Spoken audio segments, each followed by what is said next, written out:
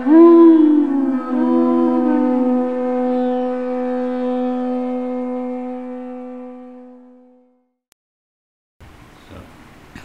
Namo Bhagavate Vasudevaya. Om Namo Bhagavate Vasudevaya. Om Namo Bhagavate Vasudevaya. So is this it? Veda Vinashanam.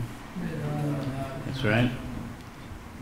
Nityam Yaenam Ajam Avyayam Katam Sa Purusha Partha Kam Gatayati Antikam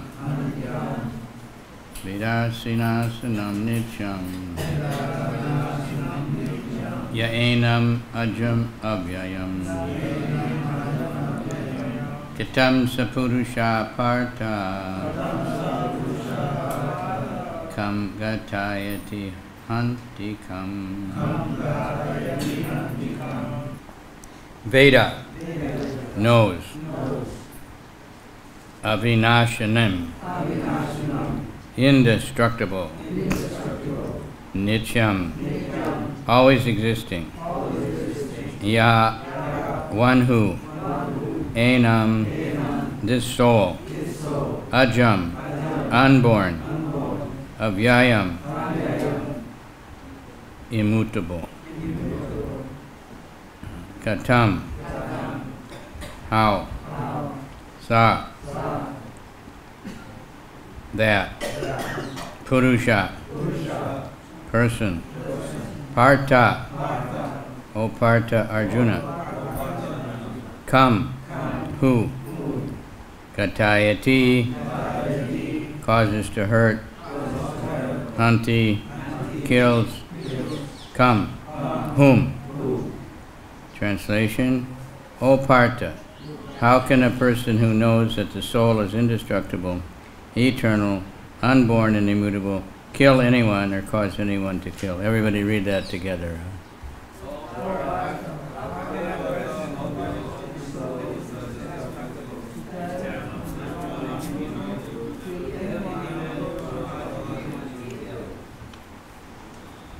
Purport by His Divine Grace A.C. Bhakti-Vedanta Swami Prabhupada. Everything has its proper utility, and a man who is situated in complete knowledge knows how and where to apply a thing for its proper utility. Similarly, violence also has its utility, and how to apply violence rests with the person in knowledge. Although the justice of the peace awards capital punishment to a person condemned for murder, the justice of the peace cannot be blamed because he orders violence to another person according to the codes of justice. In Manu Samhita, the law book for mankind, it is supported that a murderer should be condemned to death so that his next life he will not have to suffer for the great sin he has committed. Therefore, the king's punishment of hanging a murderer is actually beneficial. Similarly, when Krishna orders fighting, it must be concluded that violence is for supreme justice, and thus Arjuna should follow the instruction, knowing well that such violence committed in the act of fighting for Krishna is not violence at all, because at any rate, the man, or rather the soul, cannot be killed. So for the administration of justice, so-called violence is permitted. The surgical operation is not meant to kill the patient, but to cure him. Therefore, the fighting has to be executed by Arjuna at the instruction of Krishna is with full knowledge, so there is no possibility of sinful reaction. Om Jnana Timirandasya Gyananjana Shalakaya Chaksuramilitanyena Tasmai Shri Gurave Namaha Shri Chaitanya Manobhistam Stapitam Yena Bhutale Swayam Rupa Kadamayam Dadati Swapadantikam. Nama Om Vishnupadaya Krishna Prastaya Bhutale Shrimate Bhakti Vedanta Swaminiti Namane.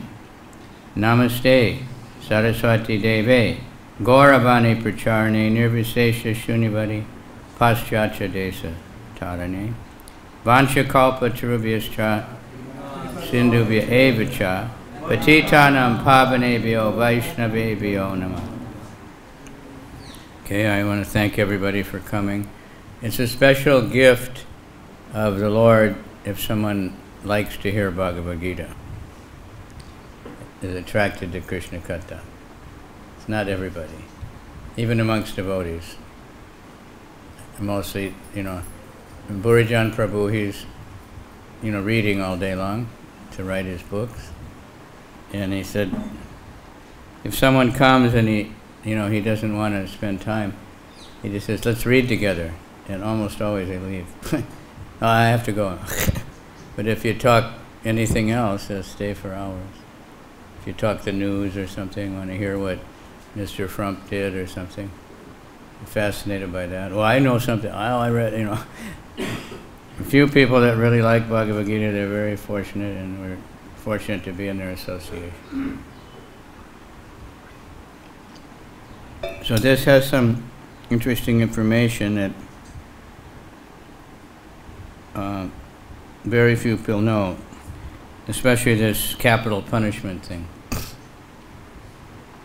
I think it's completely illegal in Europe now, in the EC, or Eastern, what is it, EU, and they think it's better to keep someone in a tiny cell, for the rest of their life, death row,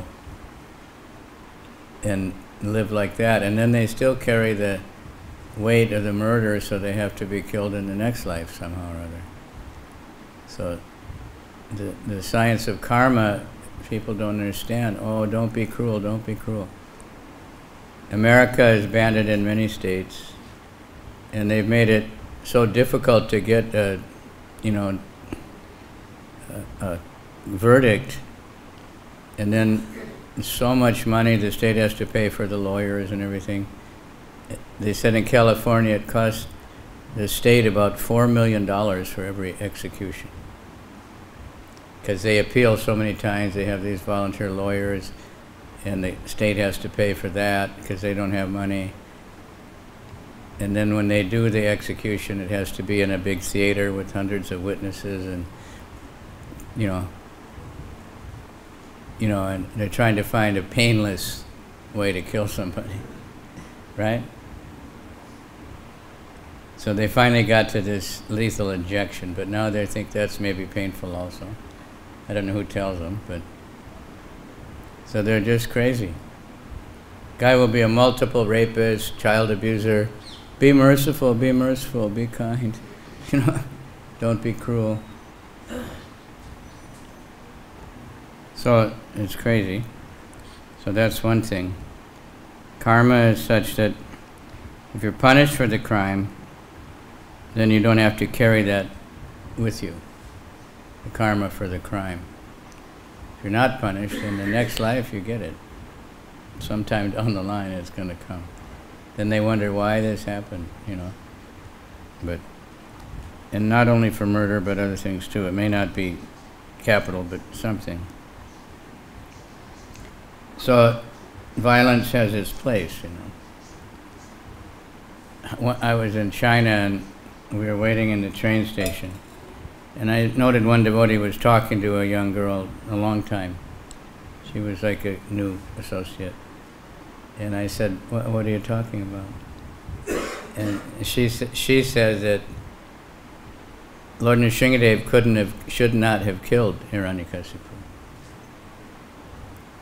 So we explained what he did, what a big criminal he was, and she said, no, but he should have just asked him to stop. A lot of good that would have done, right? And he was liberated by that, part of his Leela. So people are like that. But, when the police kill a terrorist or something, everybody's happy, right? They shouldn't say, no, you should talk to him, while he's, killing everybody. You have to kill them, right? The sooner the better, Everybody's happy. So they say everybody should have a gun so they could do that. It's pretty hard to do and, get your gun out, right? Can't have like in American airports anyway, American embassy. The Marines are there with their gun like this all day long. Finger on the trigger. So it'd be hard way to get away with anything. But someone else has their gun in the drawer, how's their chances of getting it out? Right? At home, these people, it's too much. So the soul can't be killed anyway, Krishna's saying. And these people all get liberated by being around Krishna when they die. Prabhupada is at one man's house in India, and he was saying, he was in the Battle of Kurukshetra. Prabhupada said, no, it's impossible, you weren't there. He said, yes, I was. And probably if you were there, you wouldn't be here. You would be somewhere, elevated, maybe liberated,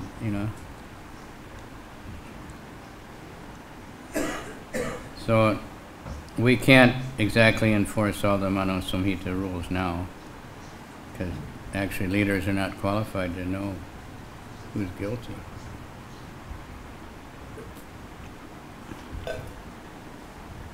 Like making adulterers sleep on a hot bed, steel bed with big fire under it, or embrace a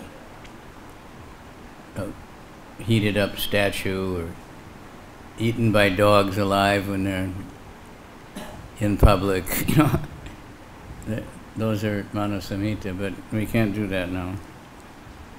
But it becomes too far when they just leave everybody, So if Krishna orders whatever it is, it's got to be good.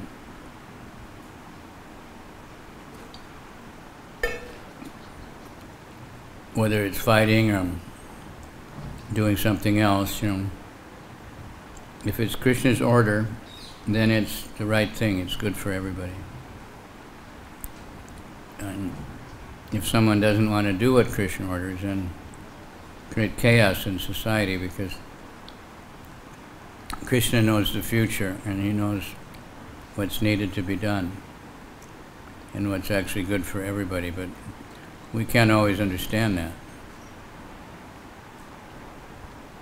So some people think Bhagavad-Gita is, promoting violence. But real readers of the Bhagavad-Gita are never violent. You never hear of that. Prabhupada was saying in the court in Calcutta, where there's some criminal maybe was killing, and he said, well, I'm just following Bhagavad-Gita. Krishna says to kill the demons or something. But they can't decide who's a demon. Jack the Ripper, he was killing so many prostitutes and saying, I'm doing a great service to the London city because of killing these sinful women. But I don't think it helped him anyway. So, like, surgery is quite violent sometimes, but it's good for the person. They're using a very sharp knife, but depends who's wielding the weapon, who's wielding the knife, what their intentions are. So the soul can't be burned, can't be, what else? Can't, huh?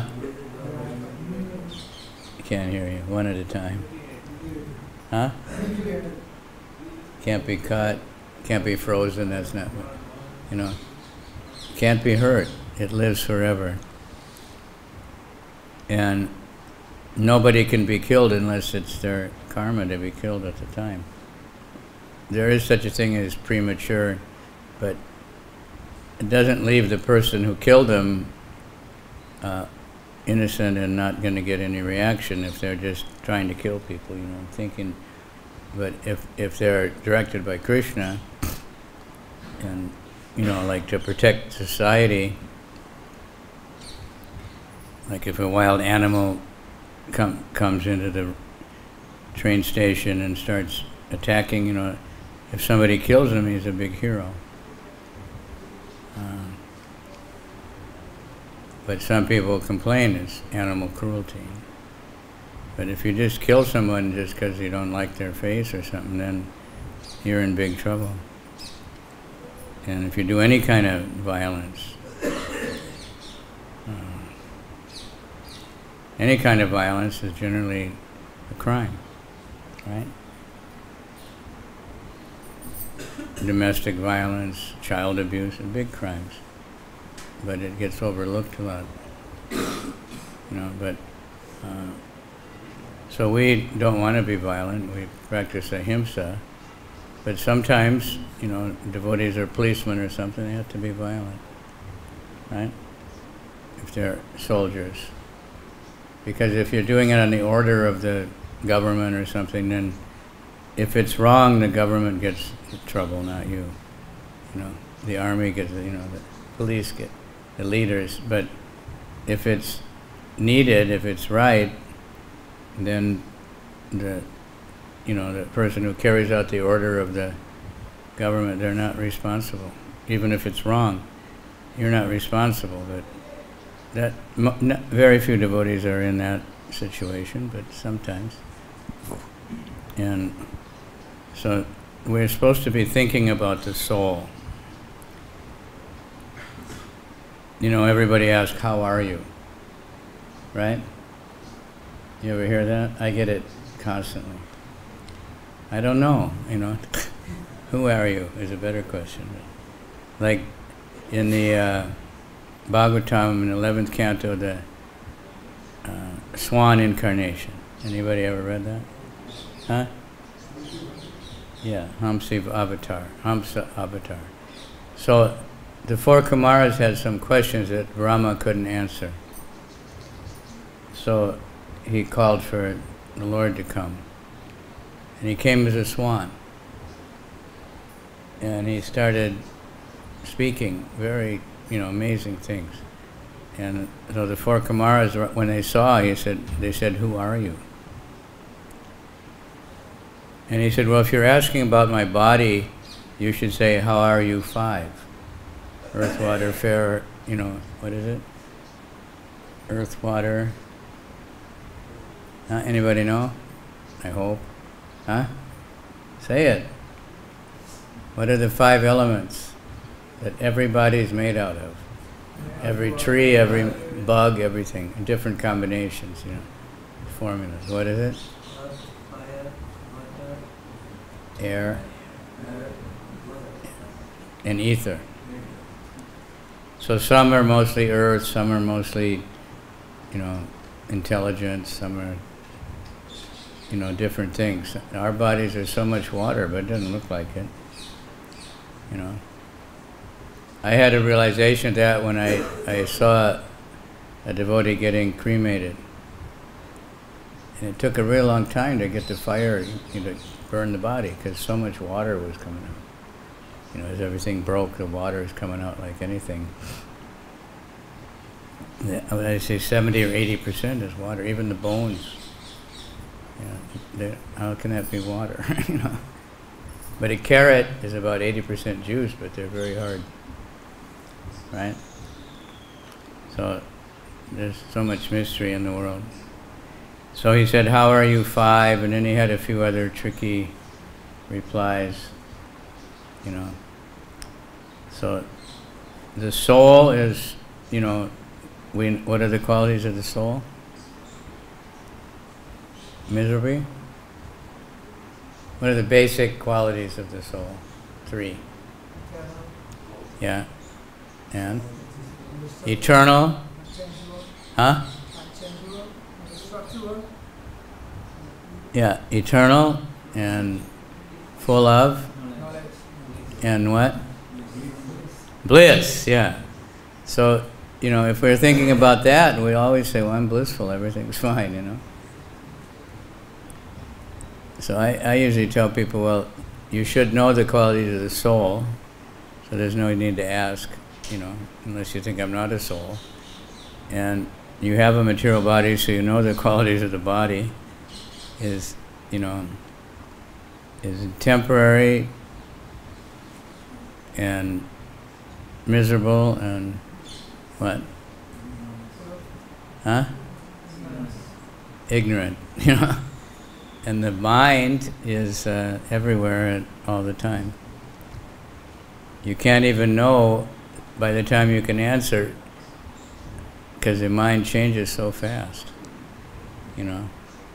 It's so it's not very, that's why I just heard Chaitanya Charan, and he was saying about mind and intelligence. He said, the intelligence should be above it and evaluating all the thoughts to see if they're worthwhile or not.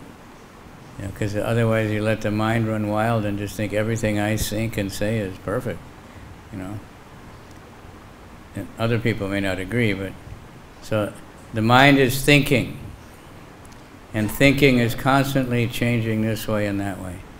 I like it, I don't like it, One day you love something, the next day you hate it, someone, something, some place, right? Or even in the same day, it can change so many times in a minute, more than the biggest supercomputer can calculate. And the body, we may think it's all right every once in a while, but, if we have any knowledge, we know what it is. It's just rotting away, We used to say this all the time when I first joined. It was very common. It's just a bag of stool and urine and, mucus. Tridhatu-ke. That's from the Bhagavatam, actually. So who would want to embrace that? Who would want to love that, Right? Somebody just hung up a bag, full of the ingredients of the body in the middle of the room. Nobody would want to get near it, afraid it would break. So the body will break like that at some point in our life. So, and rather than, worrying about that so much, and of course, if somebody's really sick, then we have to be compassionate and try to find a way to get them on the ball again so they can think about the soul. Sometimes it becomes very hard if there's a lot of pain or something. The mind gets so distressed, that's all they can think of is all the problems they have. Darkness all around me, So, but if we talk about the soul a lot, and the Supreme Soul, and the qualities of the soul, and, we know we're eternal, so we're not afraid of death, and, but we have to hear about it a lot to get through the coverings of ignorance, all the wrong things we've been taught our whole life. Even in India, the doctors at the hospital of Bombay, they said the first thing they learned when they went to medical school was there's no soul. It's just some kind of things, like Iron Man or something with his power pack in the heart, or there's no soul. It's just a machine. Many scientists now, have noted that something goes out when the body drops out. But mostly the cause of death, heart attack, this attack, that attack, not that the soul was time to go somewhere else, right? That's why the body so-called dies. It's already dead. It's completely dead already. But the soul is driving it around. Super soul is actually, because of the soul, and he's taking us wherever we want to go. Just like Arjuna is telling Krishna, go over here, go over there, And so we're in the body, and we're telling the real power that Krishna is the one who's animating everything. Go over here, go over there, take me here, constantly telling Krishna what to do, and he does it, the super soul. Even though he might be telling you, don't go there, no, but I want to. And you don't care. And you get in trouble. He could be telling you, go to the temple, get up for Mangalarti. Too tired. But if you get a taste for Mangalarti, and you get a taste for other things, taste for hearing Bhagavad-Gita, that's a wonderful thing. Taste for chanting. A real taste. Bhakti-Vinod says, so you can drink the liquid nectar of the holy name. Right? Jody asked me one time, she said, you know, when you chant, is it really a taste like when you eat something? And I said, that's what we hear. I mean, that's what all the authorities say. I don't know. For me, haven't noticed that so much.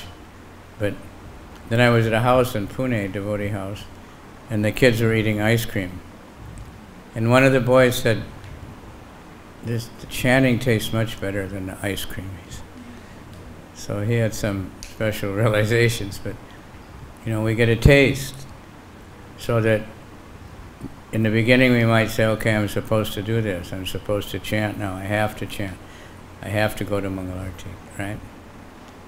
But it depends on why you think you have to go. If you think I have to go in order to make progress, so I want to go, that's very good.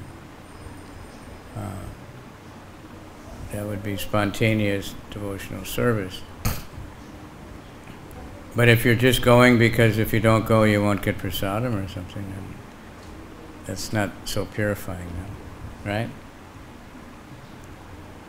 I was in charge of Juhu in the early days, and so many devotees didn't come to the morning program, and then they'd always be at prasadam.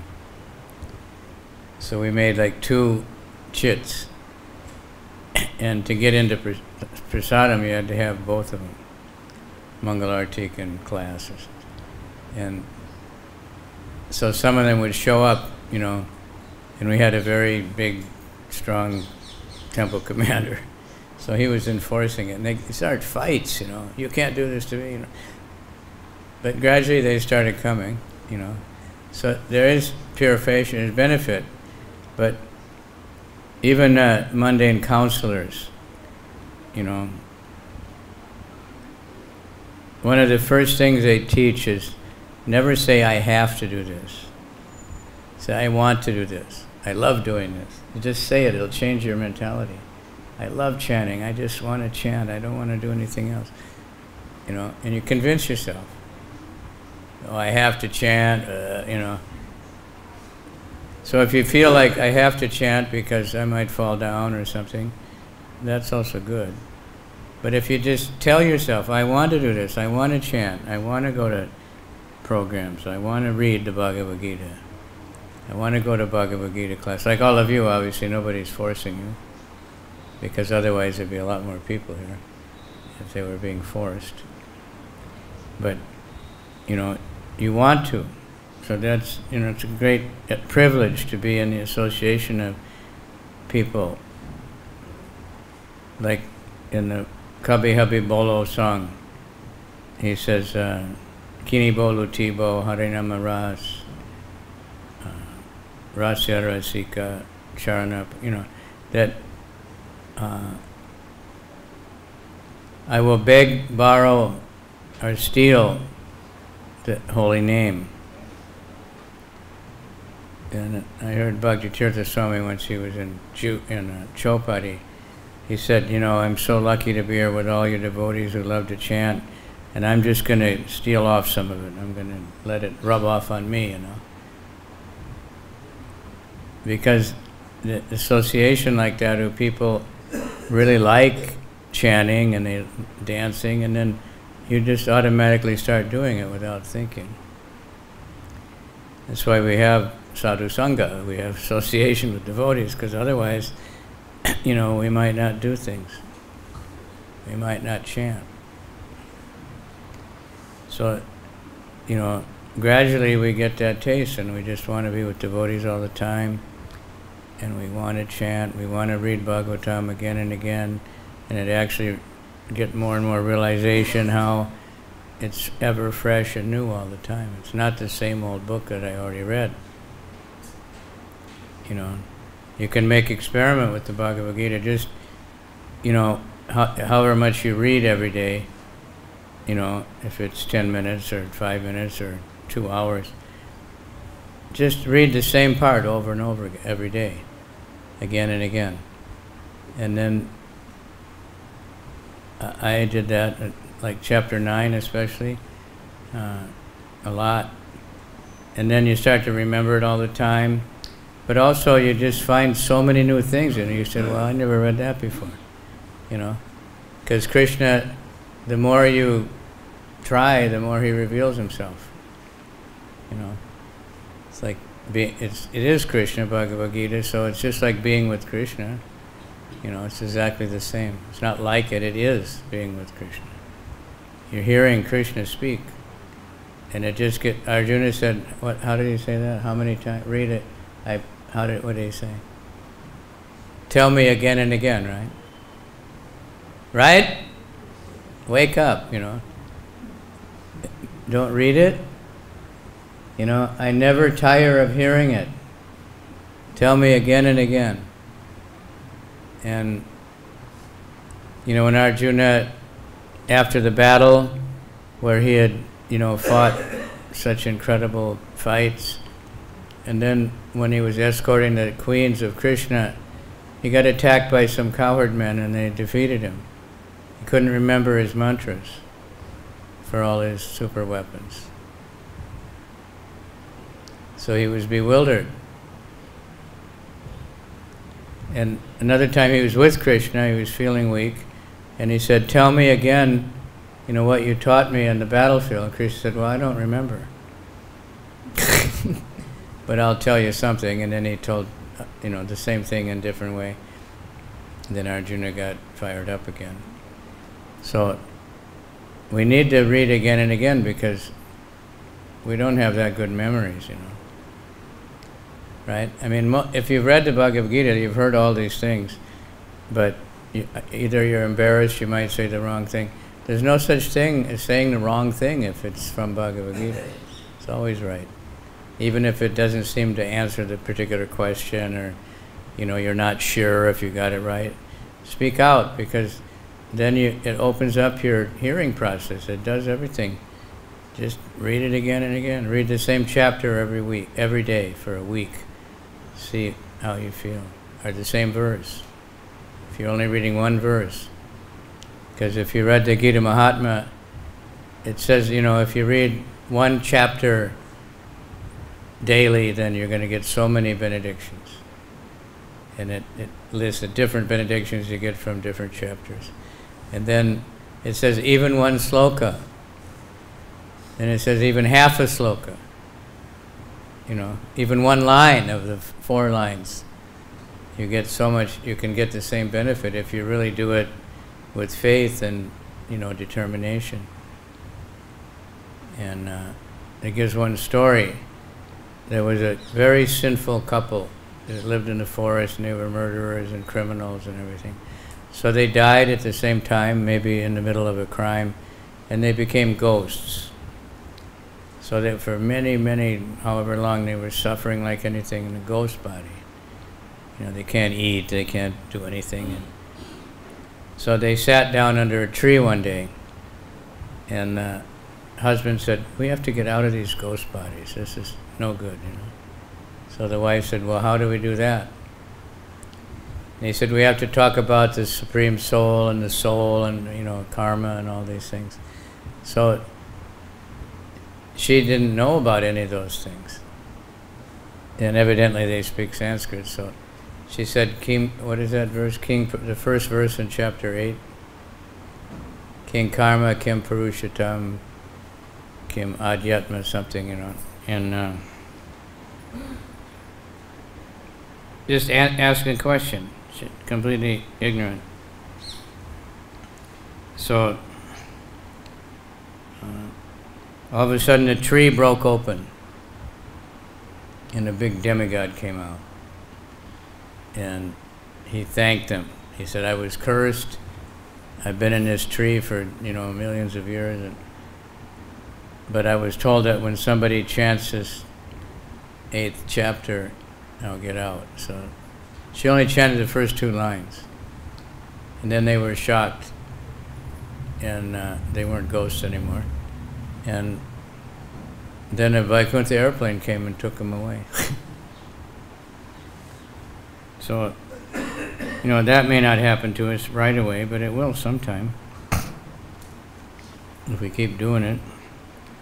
We just don't know what's happening from associating with Krishna,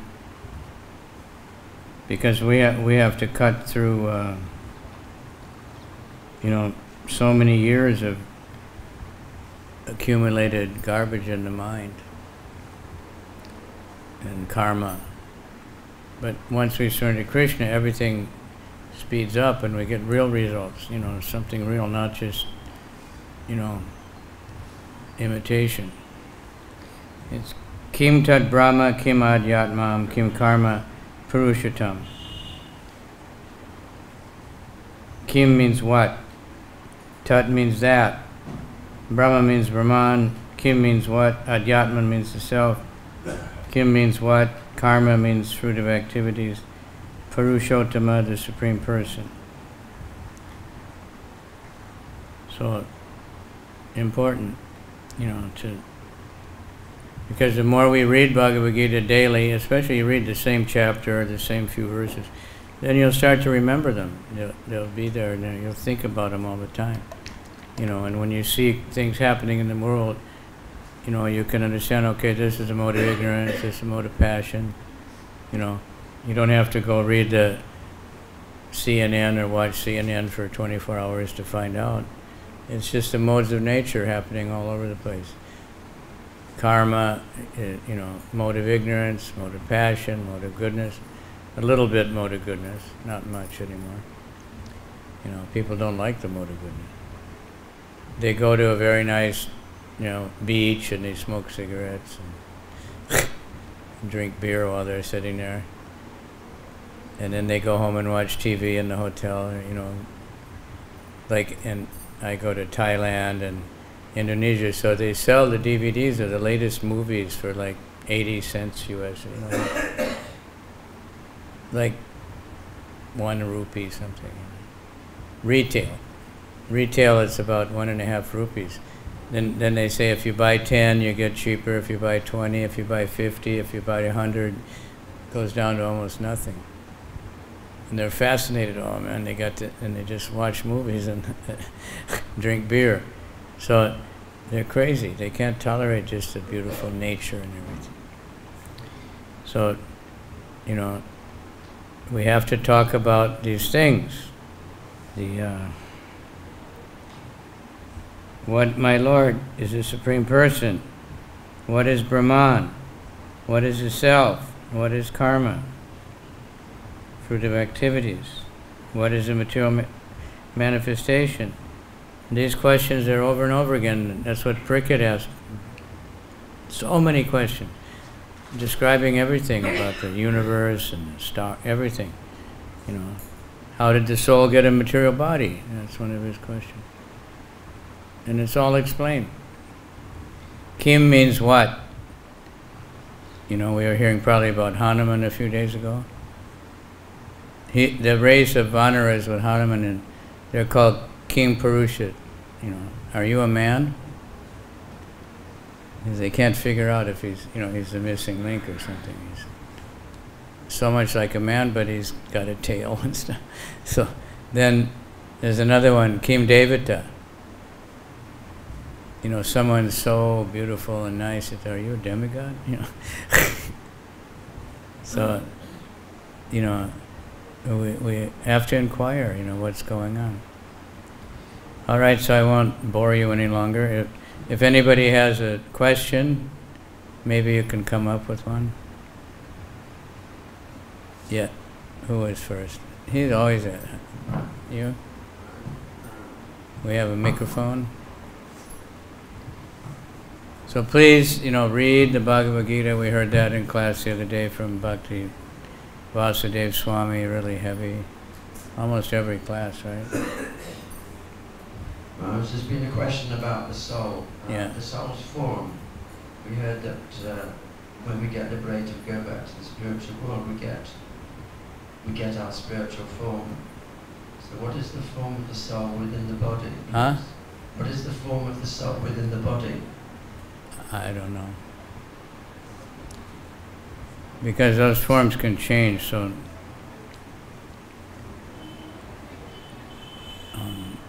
the super soul is always the same within the body. But not, if someone's a devotee of Krishna, then Krishna is a super soul. Somebody is a devotee of Vishnu. So we don't have to worry about that, That's like a mental speculation and just, grinding things up and, trying to think of trick questions or something, Yes, And people want to know, but it doesn't matter. No, it doesn't matter. Why is it different? Why is it? It's a matter of factual, as a matter of philosophical knowledge. The Swarup Siddhi, is that not our eternal form? That's not important to know either. Oh.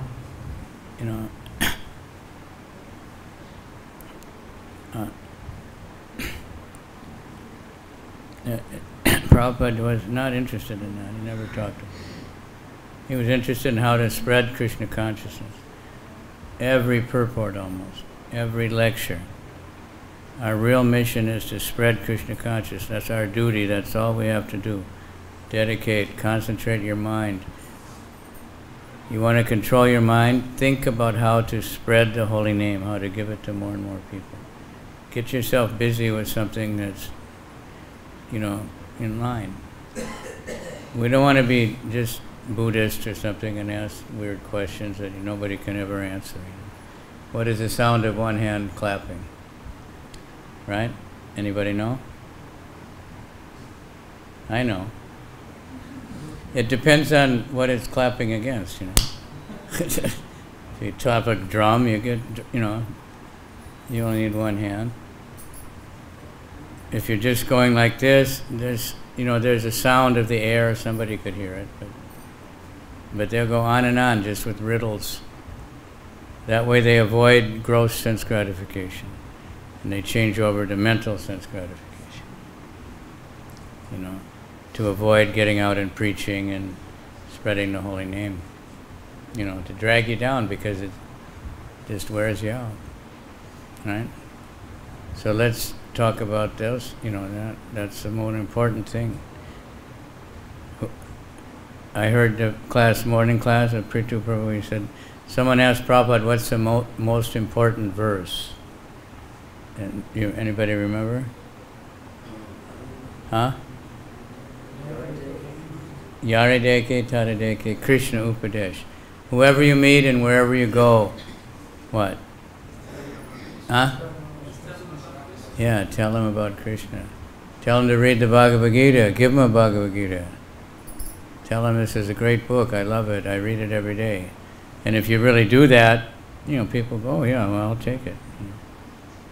If you're just thinking we want to make some money, then you don't catch too many people getting really interested, right?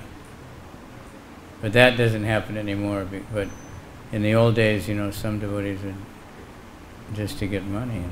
They thought we have to get money. The temple needs money. I have to sell books because the temple president was telling them like that. But now we're a little more in line, and we have to distribute the books because the world is going to hell, and there's no other way to stop it. Except people becoming Krishna conscious. Right? There's no material solution. That was a rock song, very popular. Right? Sting. There's no material solution to all these problems. So that was a long time ago. So people know, but somebody keeps thinking, no, but I got one. I'm going to come up with one. Every political issue is, we have a better group than the other one. We have better ideas. We're going to help you. They all say that, and they all cheat everybody when they get elected. Right? Just some people, they believe their promises even though they know none have ever been kept in history. But Mark Twain said if voting made any difference, it would be illegal. Right? Who knows? The computers count the votes and tell you what came out. Who knows? Right? They can do anything. All right? Any more? Yes, sir. Thank you for the class. Nice class.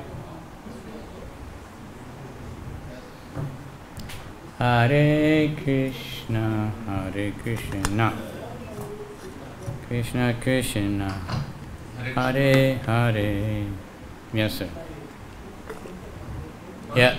The soul coming from where, Maharaj? From what? Where the soul coming, where I coming from, I don't know actually. The soul coming from Krishna. Krishna, just like the sunlight's coming from the sun. They're always there. Everything comes from Krishna. Aham sarvasya prabhavo matak smartam pavanam. What is it? I am the source of everything. Everything comes from me. So Very what simple. purpose we came, Maharaj? Huh? From Krishna, what purpose the soul coming from this earth? That's to earth, you mean? This earth, Maharaj. What purpose this became this material world? Actually, I want to understand, Maharaj. To try to enjoy it. Maharaj? To get away from Krishna and try to enjoy it. To try to be the proprietor, to be the controller, all these things. From Krishna means from his abode. From Krishna. From Krishna. So from Krishna. From Krishna. Yes, Maharaj. So From Krishna. which place- Forget everything else. It's from Krishna. You don't have to, these things are just, again, just mental speculation. Not again will this. If I done good service to Krishna, again I can go to spiritual world. Again I can get some same envy or ego. So it will Very rare. Like somebody said, well, the Bhagavad-Gita says once go in there, you never come back. never come back. But again we came. But it's happened. Then Prabhupada said, yeah, but not sometimes. Very rare. Especially once you've gone back, you know, that you're going to get in trouble again. But it's possible because the independence of the soul is always there. You always have that opportunity to forget Krishna and try to do whatever you want. Right? That's the quality of the soul. And without that independence, it would be useless to try to, you know, to any enjoyment you have, or, you know, is forced on you then. If you have to serve Krishna, it'd be like being with Saddam Hussein or Dr. Doom or somebody, you know. You have to love him. You have to always keep a smile on your... We love our president, we love him, and you have to keep his pictures in your house and everything. It's against the law not to. You know, there's no happiness in that. So Krishna says, do what you want. Right? You know that verse? At the end of the Bhagavad-Gita, Krishna says, so now I've told you everything, you think about it and do whatever you want. So then Arjuna says, well, you surrender, I'll do whatever you say, you know. But Krishna doesn't say, now you have to do it, I told you, I just took an hour of my time, you know. And the whole battle of the demigods, everybody's waiting for the battle, you know. And I tried to talk to you because, you know, he says you can do whatever you want. But because he was intelligent, he said, I want to surrender. But we always have that, you know, someone asked Prabhupada, I can't understand, you know, and Prabhupada says, that's because you're too stupid, some reporter. And he said that, and in different things, you know. But Prabhupada said, it's not, we don't have to worry. We come from Krishna and we want to be with Krishna. Some people want to be with Vishnu. Some people want to be with Lord Ram, you know. But Lord Ram comes from Krishna, you know. Everybody, all the incarnations, everybody comes from Krishna. Krishna is the cause of all causes. Ishvara Parama Krishna, Satchit Ananda Vigraha, Anadir Adir Govinda.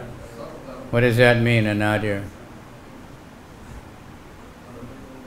There's no cause, and he is the cause. Anadir and Adir, cause and not cause. Anadir Adir Govinda, Sarva Karana Karanam. He's origin of everything. Cause of all causes. Right? He's ajo nityam shasvatam. It was very funny in Bali one time. There's one cigarette called aja.